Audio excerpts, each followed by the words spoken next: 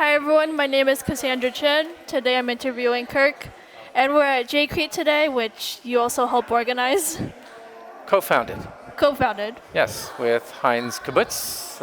We were swimming in the sea over here, trying to figure out how to have interesting conversations with interesting people, and we thought, let's start a conference. Let's make it a conference without speakers. Basically what you see here today, like open spaces style conference. How has JCrete grown over the years? It grew fairly organically. As soon as people started hearing about it, they wanted to attend. Of course, we're constrained with how many people we can have here. Both the format doesn't support a lot of people, but also the facilities don't support a lot of people, so we went to invitation, some mix of lottery and stuff. And we tried to come up with a formula where we could get people here in some fair way. Yeah, mix of experience and junior people so that, create a space for learning. I believe you did some more educational stuff in the past. Yeah, I've spoken a lot and taught a lot about performance tuning, Java performance tuning, but performance tuning in general. Specifically diagnostic skills, it's just one of the things that schools, universities, these types of programs don't teach. I think that's still the case. I don't It's really still hear the about case. it. No, it's still the case that it's something that they don't teach because they don't really know how to. So they'll teach people how to be creative, but they won't teach people how to be to use data-driven techniques to be able to discover things about their system that are useful in improving it. So why do people need performance tuning? Well, I think today people use performance tuning aside from the obvious that I want my system to flow so that it's usable. People use it to reduce costs, or they want to do the same amount of work in less time, or they want to take the same amount of time and do a lot more work. So it's just an efficiency question mostly, and that comes down to cost. And for some cases, if you're in these problem space where it's first past the line, you're in a race. And only the winner wins and everybody else goes home losing. And in those cases, performance is important. How do you think AI has changed how performance tuning is done? It's a good question. Not really, not yet. It's not quite there. I think it will.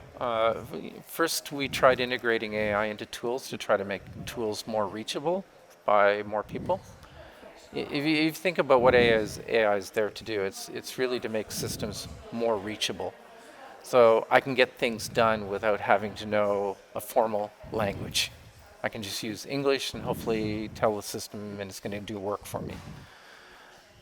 With when it comes to reasoning and looking at problems and stuff like that, we're still not there yet. I think at the level of complexity in order to be able to do real performance tuning. But it has been useful in the sense that it helps people with the tools that they have and makes the tools more useful. So eventually it'll get there. Eventually it will get there. We're well on the march towards that. What do you do for your day job? I work for a company called Azul Systems, and in that job I help people perform performance tuned systems, or we have products that help people get performance for quote unquote free. And again, we use that to either reduce the cost of the system or increase the amount of work that the system actually does. Since we're at JCrete today, what sessions have you seen? I went to a yoga session this morning, which sounds unusual for a tech conference, but actually it's quite nice. We've set the conference up so that people, we invite one person, but if they bring other people with them, they can also attend and participate and have sessions. So Paul Weber was here, and he brought his wife, who does a lot of yoga work in prisons, in schools, and hospitals and things like that. So we had a chair yoga session, which was super nice. Yeah, I heard it was really popular. Yeah, there's quite a few people there, and yeah, it was just a really nice session. I think we can do that at JCrete, being an open space is sort of not traditional conference. It's hard to do that, I think, in a traditional conference. Do you still go to traditional conferences? Yes, I do.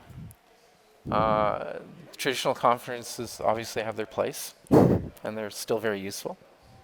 But I think there's also space for this type of conference. It's more of an expert to expert style. Yeah, like that's something unique to it. What are you looking forward to this week? What am I looking forward? What's unique? I think just the entire experience to me is week. It's energizing and recharging. Like I said, what makes this unique is it's more of an expert to expert exchange.